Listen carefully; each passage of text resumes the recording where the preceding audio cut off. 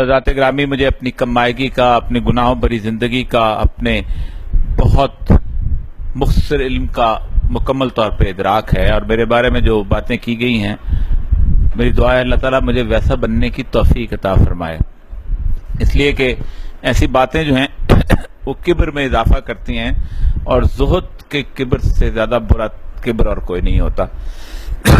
اللہ باقی ساری چیزوں سے نجات دے دیتا ہے، لیکن ایک کسی شخص کو اگر اپنے متقی ہونے کا، اپنے مجاہد ہونے کا گمان ہو جائے تو پھر اس سے نکلنا بہت مشکل ہوتا ہے۔ معزز حضرات گرامی، آج کے دور میں جس میڈیا کے اندر آپ لوگ ہیں، سید الانبیاء صلی اللہ علیہ وآلہ وسلم کی اس دور کے بارے میں ایک حدیث جو ہے وہ بالکل اس کے مصداق ہے۔ آپ نے فرمایا دجال کی آمد سے پہلے کے چند سال دھوکے اور فریب کے سال ہوں گے۔ میڈیا بنیادی طور پر ایک دھوکہ ہے، ایک فریب ہے، ایک جھوٹ ہے جو یوں لگتا ہے کہ آپ کو سچ بولا جا رہا ہے اور سچائی کی بات ہو رہی ہے۔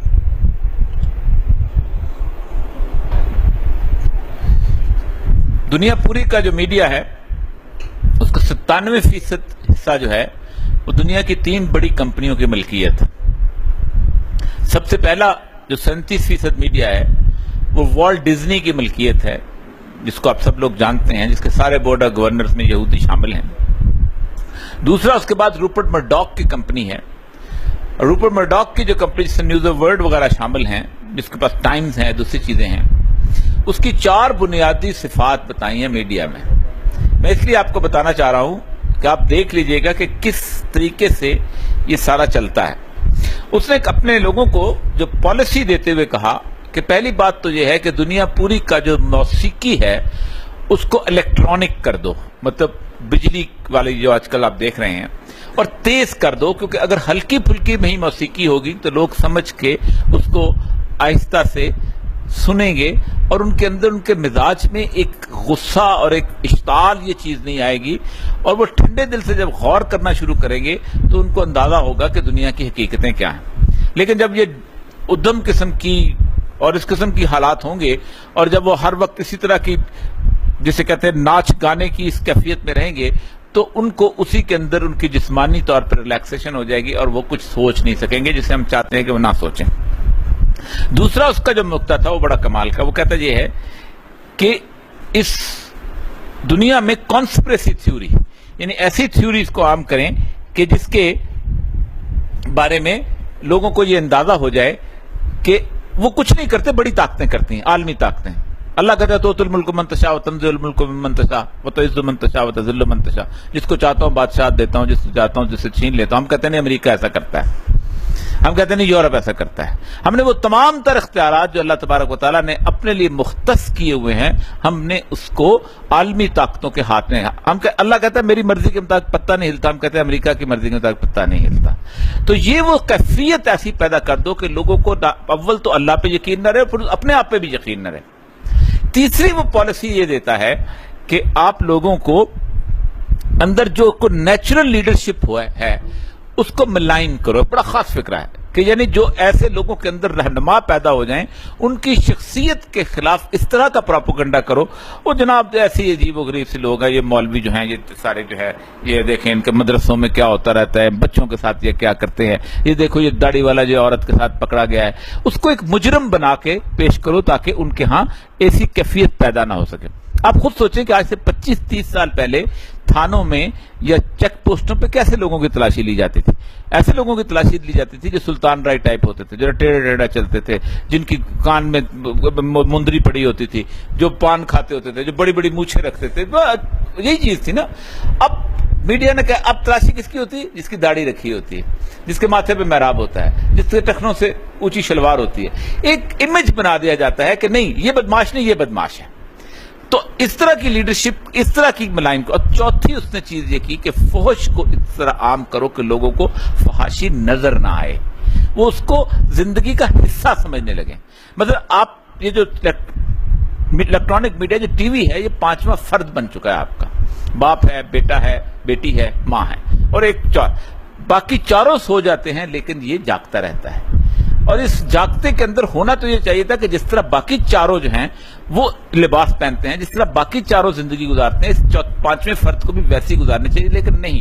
لیکن کیا مجھے دنیا کی ماڈرن ترین گھر کے اندر, جو کہ سارے کے سارا اتنا ماڈرن ہو کہ جس نے دنیا میں اخلاقیات بھی ختم کر دی ہوں, اس کے اندر بھی کوئی بیٹی اپنے باتھ روم سے نکل کے اپنی ٹانگیں دکھاتے ہوئے یہ نہیں کہتی کہ دیکھیں اس کریم سے میری ٹانگیں کتنی نرم ہو گئی ہے, لیکن میڈیا میں وہ دکھائی جاتی ہیں, ہم اس کو روٹین میں لیتے ہیں, ہمیں اس کا اندازہ تک نہیں ہوتا کہ یہ کیسے ہو گیا ہوا. یعنی اس طرح فحش کو عام کرو کہ جیسے لوگ اس کو سمجھیں کہ یہ کوئی فحش ہے نہیں. یہ وہ چار بنیادی. اس کے بعد تیسری جو ہے ٹی ڈی ٹرنرز کی کمپنی ہے. باقی سارے کا سارا جو میڈیا ہے وہ اس کا ایک قسم کا موتا, ایون الجزیرہ تک انہوں نے خرید لیا ہوا ہے. ہوتا یہ ہے کہ وہ چند چیزیں آپ کی لگاتے ہیں, مطلب مجھے اگر وہ وہاں اپنا بٹھاتے ہیں یا میری کالم چھاپتے ہیں, یا مجھے تو وہ اس لیے بٹھاتے ہیں کہ آپ جیسے لوگ اسے دیکھنا شروع کریں, اور پھر باقی جن لوگوں کو انہوں نے اس کبوتروں کو کیچ کرنا ہے, اس کو ان پہ انہوں نے دانا ڈالنا ہے, تو وہ ان کو ڈل سکے. وہ اپنے آپ کو یہ ثابت کرنے کی کوشش کرتے ہیں کہ ہم بہت آزاد ہیں, ہم سارے نقطہ نظر کو پیش کرتے ہیں, اور جہاں کسی کی اس کو آواز کو بند کرنا ہے وہ اس کو کر دیتے ہیں. یہ بنیادی طور پر میڈیا, وہ جو سید الانبیاء صلی اللہ علیہ وسلم کی وہ حدیث ہے کہ دھوکے اور فریب کا سال ہیں, اور اس دھوکے اور فریب کے سالوں کے اندر آپ کو کیسے اس کے ساتھ آگے بڑھنا ہے. اکثر اوقات میں یہ کہتا ہوں کہ ایک جنگ ہے, اور یہ وہ ہتھیار ہے کہ جس ہتھیار سے آپ سے جیتی ہوئی جنگ آپ سے چھینی جاتی ہے. آپ اندازہ کریں کہ گزشتہ 400 سالوں کے اندر افغانستان میں سب سے پرامن دور جو تھا یہ 1996 سے لے کے 2001 کا تھا. پولیٹیکل سائنس کے اصولوں کے مطابق ریاست کامیاب وہ ہوتی ہے جہاں ریاست جو ہے وہ نظر نہ آئے, مطلب سپاہی نہ ہو رہا ہو اس کے باوجود بھی لوگ اشارے کی پابندی کر رہے ہو, تھانہ نہ ہو لیکن اس کے بعد امن ہو. یعنی 7 لوگ تھے سپن بلدک کے اندر اور طالبان کے زمانے کے اندر, اور آپ بلینز کا کاروبار وہاں ہوتا تھا, لیکن وہ پرامن اور صرف ٹریفک دیکھتے تھے. Rate of the government establish کی تھی, جس پوسٹ کی کاشت کو پوری دنیا مل کے ختم نہیں کرنے کی, اس کو 0 پہ لے کے آ گئے تھے. امن و امان کا حال یہ تھا کہ جلال آباد سے کابل تک اور کابل سے قندھار تک عورت لدے پدے سے چلتی تھی, لیکن اس کو کچھ خوف نہیں ہوتا تھا.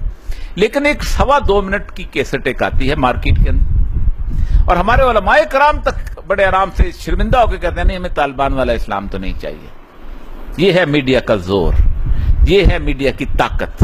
2.25 منٹ کی کیسٹ آپ کو اس طاقت کا میڈیا کے باہر رہ کے ایک اپنے میڈیا سے, کیوں یہ کبھی نہیں ہو سکتا کہ میرا ہتھیار میری ملکیت ہو تو میں آپ کے ہاتھ میں دے دوں کہ بھئی تم چلاؤ اور مجھ پہ واپس گولی چلاؤ.